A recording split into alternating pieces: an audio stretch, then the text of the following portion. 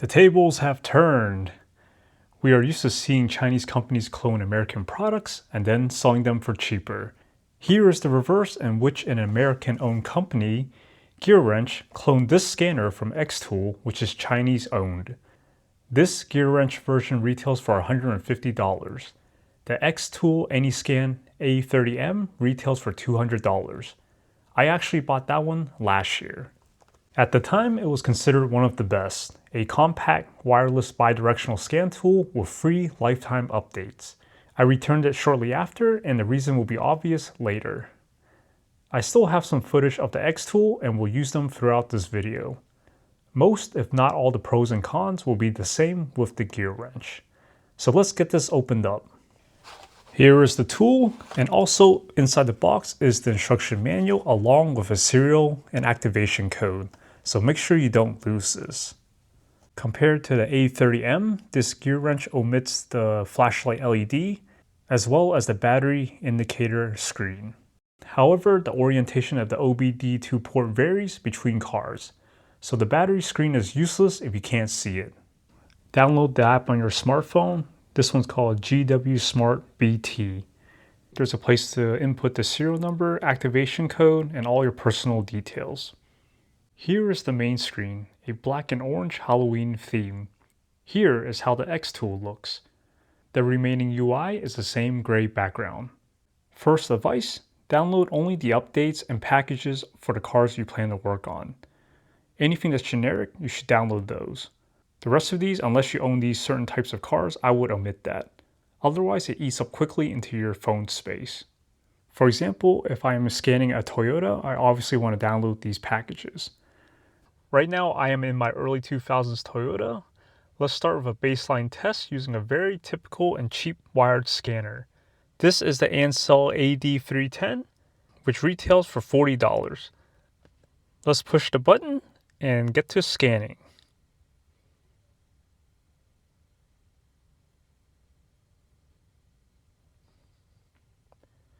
It is done.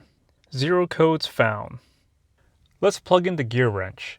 I have the app installed on multiple phones and tablets. I didn't have any issue reusing the registration credentials. Just remember to pair the tool following the instruction manual. First thing you will notice is that there's a lot of buttons to push and you may get lost trying to get where you need to go. If we hit auto scan, it looks like it's trying to do something. Okay, it fails. I'm going to cancel. Let's hit Diagnostic. Let's go to Toyota.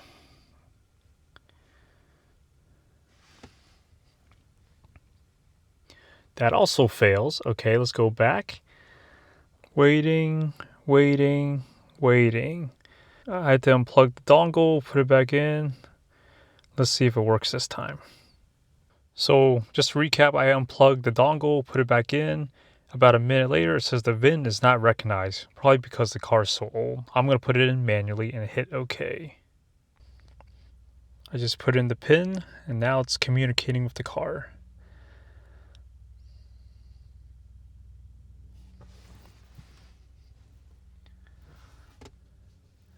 So already the first thing you notice is that there's a lot of buttons to push. Let's hit Camry, 2001, 5SFE. There's no ABS in here. I'll block out the VIN, hit OK. Let's do automatic scan, and here we go. So just to get to the scan took about 5 minutes. If you're having any issues, just try unplugging the dongle and replugging it back in. Already you can see that it's taking much longer than the wired Ansell I have. Something to note, older cars just simply have less data.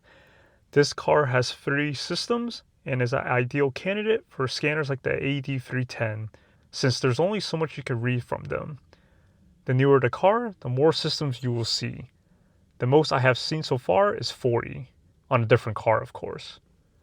Same with the special functions. You can download all of them, but only a few will work because these capabilities simply did not exist 2 decades ago. Or your vehicle make is not supported. Just a FYI for anyone buying this product for this reason. Okay, so for this car, auto scan does not work, so you really don't want to hit this button because every time it gets stuck on this loading, there's no way to exit it. All right, I'm gonna turn on the car right now. Let's go to Diagnostic, OBD2, and let's see if we get some live data. I'm gonna try hitting one of these modules here, and again, the newer the car, the more buttons you will see here. Once again, there's an extremely long wait for everything. Let's try this one. Unfortunately, it doesn't really tell you which is which or what does what. I'm assuming you would have to Google your way around this.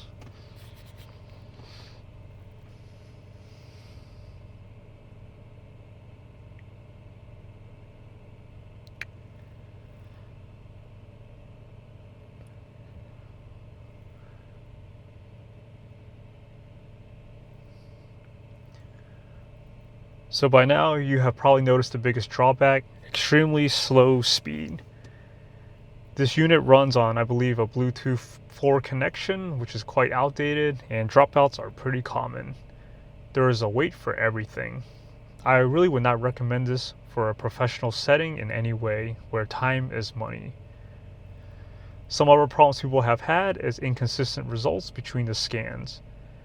I have encountered instances where it would show up clean one time and then the next scan would show errors. A big gripe I had with the $200 A30M was that for not too much more money, you could buy a wired larger tablet with much better performance, albeit without the free lifetime updates. Alright, so let's get the live data mode. Waiting. Alright, finally. From what we see here, there's not much more information than what we got from the Ansel. Of course, I mentioned earlier, this is a really old car. But what you can get here is graphs, pretty graphs. I'm just showing load here, but some things that people usually look at are the short-term and long-term field trims. I think that's pretty neat. So after everything I have shown you, here is the game changer. The GEARWRENCH is currently on sale for $85, which is insane. That makes it just slightly more expensive than the Ansel and less than half of the XTOOL. The Ansel is great for what it is, but it cannot read from our Mercedes. It's not even on the supported list. In a perfect world, you would have a cheap wired tool like this one with free lifetime updates. If there is already something like that out there, then I have been living under a rock. Final considerations. Lifetime updates do not mean your lifetime, but the lifetime of the device and the app. It could be years, months, or even next week for all we know. Once they stop developing and updating this app, it is dead. The XTOOL has a 1-year limited warranty. The GEARWRENCH has 2. Both are made in China. As mentioned earlier, GEARWRENCH is a US company, so consider that for long-term support purposes. If you don't care about international support, then it doesn't matter. For $85, I can definitely live with the performance drawbacks. If anything, I can just use it to watch pretty graphs, because who doesn't like pretty graphs? Right now, I am currently in the process of cleaning up and organizing my tool cart, which is an absolute mess. As you may have seen, I recently bought this tool cart and it's still disassembled while I prepare to sand it and paint it purple. If you want to see that process, make sure to subscribe to this channel and I'll make sure to provide updates.